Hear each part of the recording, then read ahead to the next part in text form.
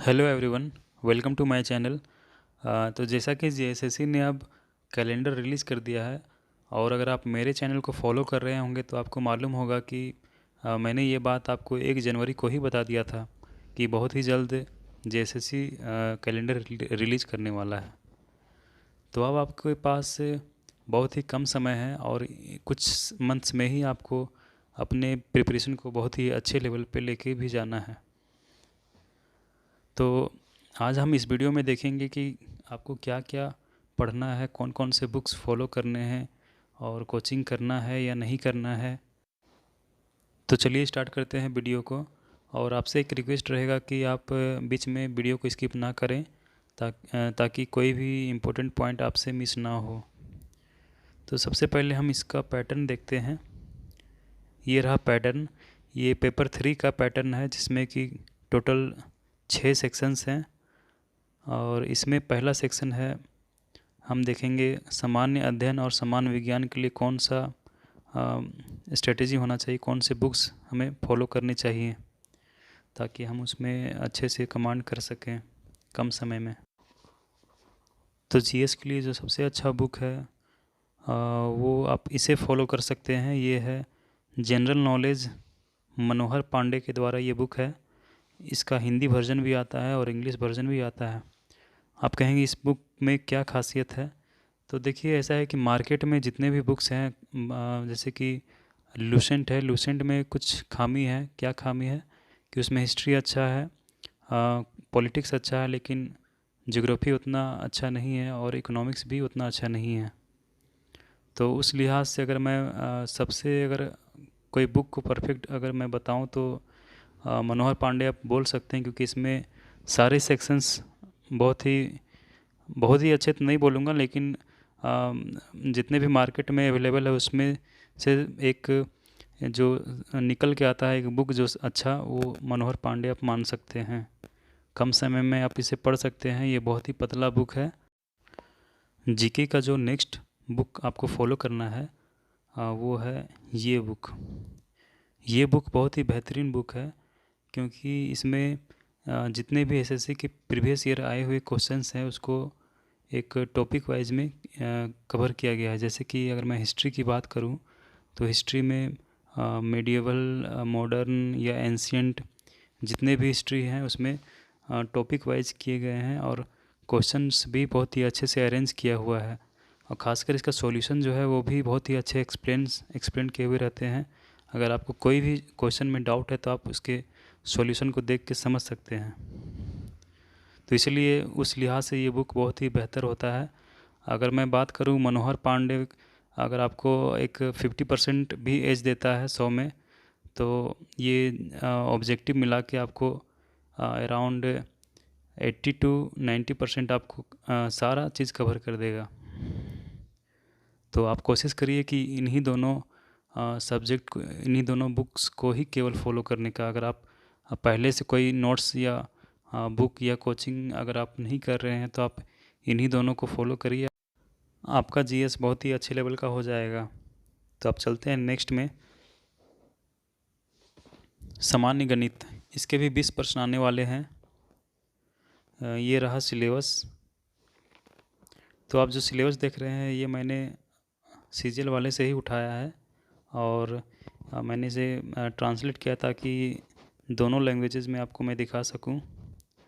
आप इसमें देख सकते हैं कि अंक गणित, बीज गणित, ज्योमेट्री, त्रिकोणमिति, क्षेत्रमिति, जिसे इंग्लिश में एलजेब्रा, ज्योमेट्री, ट्रिग्नोमेट्री, मेंसुरेशन कहते हैं, और ये सारे 10th लेवल के ही रहने वाले हैं।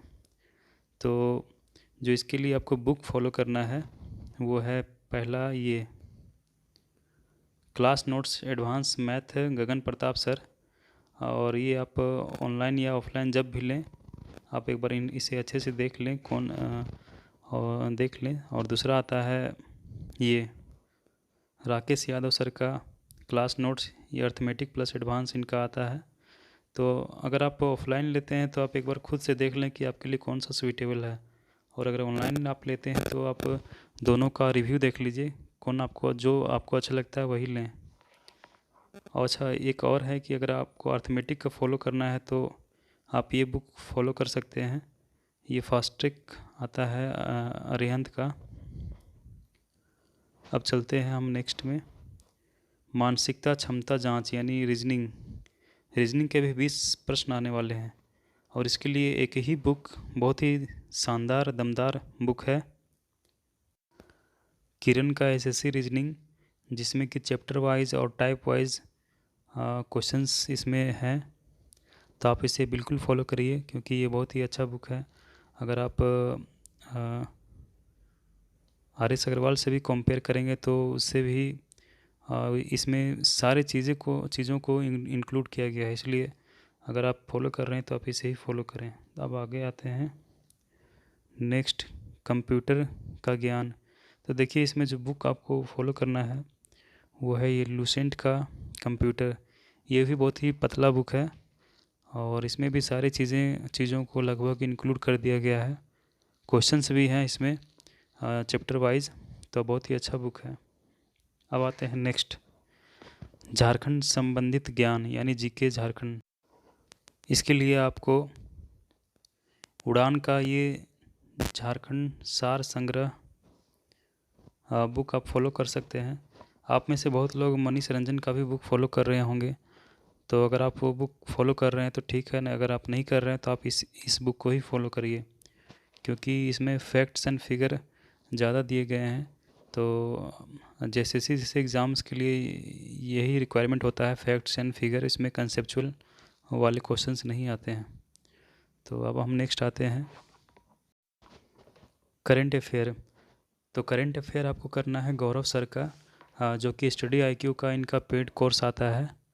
तो अगर आप पेड कोर्स नहीं लेते हैं तो इनका पीडीएफ भी बहुत जगह फ्री होता है, बहुत बहुत प्लेटफॉर्म में फ्री मिलता है। अगर आपको नहीं मिलता है तो आप मुझे मेल कर सकते हैं, मैसेज कर सकते हैं, मैं आपको प्रोवाइड करवा दूंगा।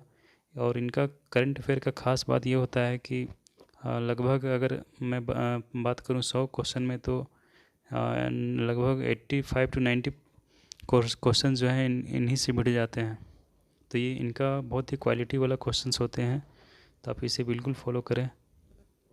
हालांकि करंट अफेयर का उतना वेटेज नहीं रहेगा, लेकिन फिर भी अगर आप करना चाहते तो आप इसे ही करें। अब हम आते हैं खोरठा या नागपुरी। देखिए खोरठा या नागपुरी मैं आपको पहले ही बता चुका हूँ, मैं एक बार फिर से बता देता हूँ। नागपुरी में लगभग 4 से 5 बुक्स होंगे, कुछ इनमें से पतले बुक्स होंगे और कुछ का साइज रहेगा। और खोरठा में लगभग 12 से 13 बुक्स आपको देखने को मिलेंगे। हालांकि सारे पतले बुक्स होते हैं। तो अगर आप बिल्कुल भी अनजान हैं, आपको कोई भी ना खोरठा का जानकारी है ना ही नागपुरी का जानकारी है, तो आप नागपुरी ले सकते हैं क्योंकि अभी के मुताबिक ये कम सिलेबस है।